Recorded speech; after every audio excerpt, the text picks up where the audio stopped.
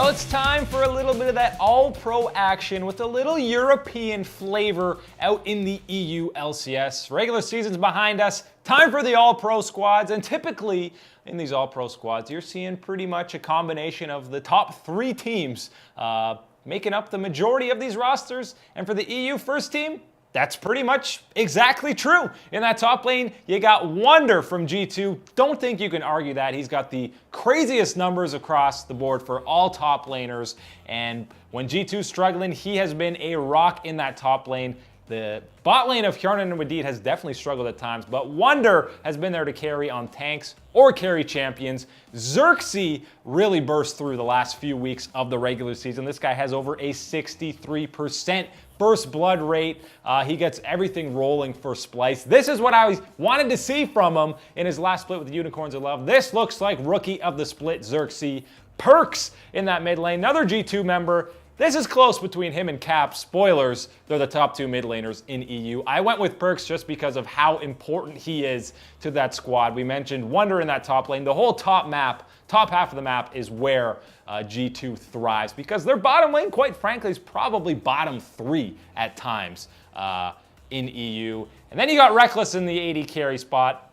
I think you're absolutely insane to put anyone else in that spot. This guy is first in like 7 statistical categories out of all the 80 carries, so can't really argue Reckless there.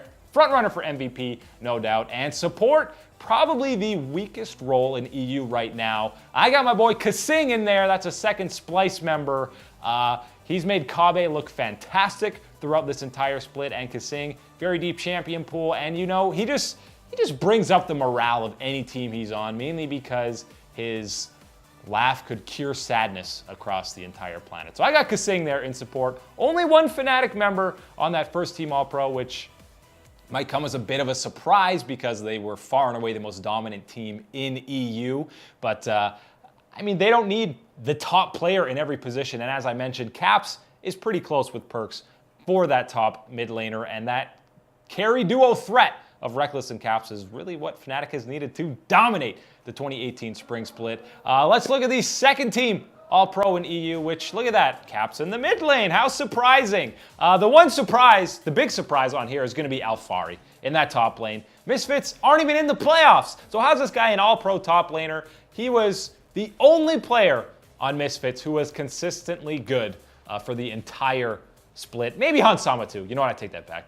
I'll give Hansama some credit as well. But Alphari can play tanks, can play carries. He should be playing more carries because they need him to carry because Senkuk struggled so mightily. So Alphari's in the top lane. Yanko's First Blood King actually only gets First Blood 35% of the time. So he's not really the king in 2018 spring.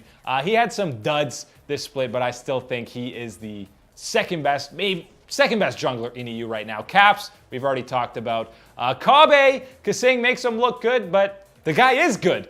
This is another contested spot between him and Hansama, even a guy like Mini Trupax. But I got Kabe coming in because he is the main carry on that Splice squad. Niski isn't exactly dominating games. And I mentioned the not super deep pool at support in EU. Norskarin is there from Roccat in the second team All-Pro. What a rookie performance from him. I mean, his Braum is pretty much must ban.